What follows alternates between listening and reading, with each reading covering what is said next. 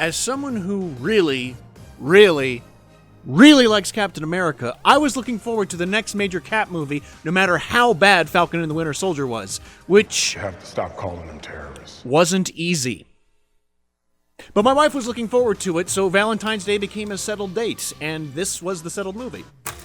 Because my wife is not one to watch interviews or behind the scenes or press releases or any particular article that tells me why I should hate something that's up and coming, she didn't care about what it was going to be. She just knew that, hey, I like that, I want to see it, and I was the same way. I didn't look at anything, I didn't hear, I only heard from other people that, oh, he said something dumb and I'm supposed to hate it. Like, okay, if you say so, if it affects the movie, it'll affect the movie.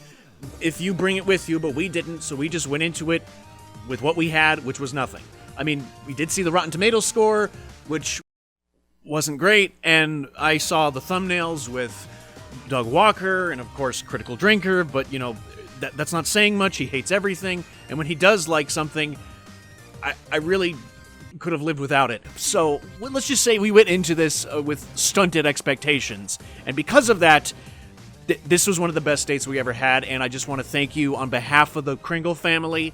Thank you for giving us one of the best dates of our entire relationship career. Oh, and don't mind the alpaca. It's cleaning day. But because the expectations were stunted, we were kind of anticipating that something would be bad, or at least as I was looking for something that was flawed somewhere. Like there's going to be one moment that's going to make me go, ooh, I see why they all don't like this.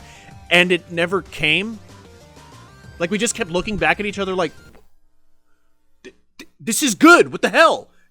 We like it. I like this one. The characters were great. The villain was a captivating threat and a cool presence. The action was awesome. The story, the characters were great. I only hesitate because while watching, it is difficult to isolate the characters from the story as two separate elements.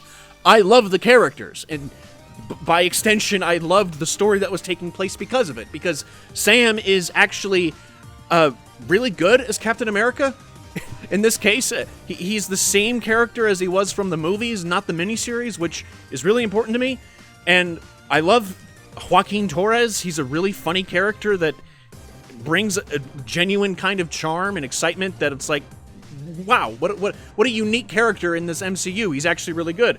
Giancarlo Despacito, slowly, he's not there a lot, but he's great in everything, and he's great here. Harrison Ford, my goodness, Harrison Ford fits swimmingly into the role of Ross. Like, it didn't feel like a recasting. He just is so naturally gifted. It's like he actually gave a shit this time around. He's really good at playing this character that wants to change, and that's a key point in the film, and that's why I liked it so much, is because even though it's very, like, plot heavy, the scenes are very character driven. There's a moment where Ross is talking with Wilson about where they used to stand back in Civil War. And I wasn't expecting them to go there, but they did. Like, I don't understand how Marvel can care enough for that level of continuity and expect me to walk away with, yeah, it's a bad movie. No, these are things that good movies do. But as for the story, I mean, I wasn't thinking about it at the time because I was just, you know, I want to be entertained, so I let myself suspend disbelief. It's like, okay, maybe I've seen some of these elements before. Maybe I've seen this kind of plot, and there were like two scenes that served as callbacks to Winter Soldier that are done a little bit worse, but they're still good. Like there's a hand-to-hand reenactment, and then the getting ganked in the traffic. They're done differently, and they're done. I mean, it's like literally less impactful because he doesn't have the serum, but that's a separate issue. But the reason the story didn't bother me is because the narrative was really good, as in the character's journey and the things they learned and the conclusion that is reached. That's the narrative. The story and plot are like separate, but the narrative that's being told is one that I think really fits. To me, if the characters are good and the action is good and it doesn't insult the fans, like, what more do you want? This is exactly what I'm here for it. Why do our standards have to change just so we can get more hate views? Okay, sure, the Tide commercials were stupid because every time they kept repeating them, they even did it in the theater, but then when I saw those moments in the movie, I was reminded of those commercials, but that hardly counts as a flaw because that'll just fade with time. Same thing with the trailer's hyper-emphasis of Red Hulk. Like, it's not great. It would have been good not to have seen that, but that too will fade with time. My son is not going to care about that when he finally gets to see it because, yeah, we're buying it on DVD. It is good enough. Interestingly, the Rotten Tomatoes summary says that it's overstuffed with uninteresting Easter eggs. You mean it's filled with internal continuity? World building. It's a bad thing now, I guess. What? I found that the worst thing about the movie was my nerdy bookworms of a wife's reaction to the title.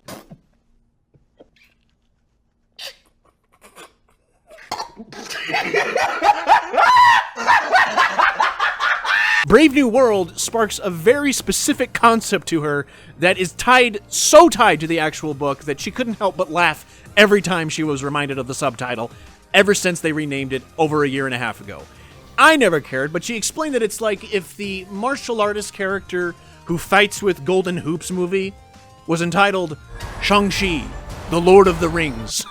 Okay, fair enough. That makes sense. In my mind, there's really only one question that matters to me about this movie. Is Sam Wilson the right choice to carry the shield? I found that in this movie, the answer is yes. That internal conflict of feeling worthy from the miniseries returns, but in a way that's natural to the character as opposed to an artificial self-insertion. Sam is challenged for not having the serum, but he proves himself time and time again. Without spoilers, Sam's ultimate goal, and thus the real story, is being a worthy symbol, a worthy representative. Captain America, no matter who's behind the shield, is supposed to represent the best that we can be.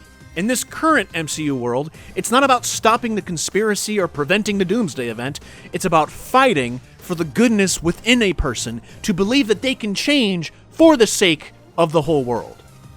Unity and de-escalation is the victory, not domination and fear. Sam Wilson's Cap is not a retread of Steve's. It is a pleasant evolution. While Steve Rogers was fit for the previous world, Sam Wilson is fit for this one. He's the perfect leader and worthy captain for this new world. A brave No, I won't. Never mind. What are you looking at? If I were to give it a verdict, it's a 3 out of 5, or a 7 out of 10, or it's good, almost great kind of movie. So it's kind of a typical MCU entry. But it should be noted, the Flag Smashers, John Walker, Zemo, and the divisive writing from before, none of these are mentioned or featured in Brave New World, and the effect is that Marvel rendered Falcon and the Winter Soldier entirely skippable. Which means that this movie is actually a 10 out of 10. Now that's what I call a Disney Plus.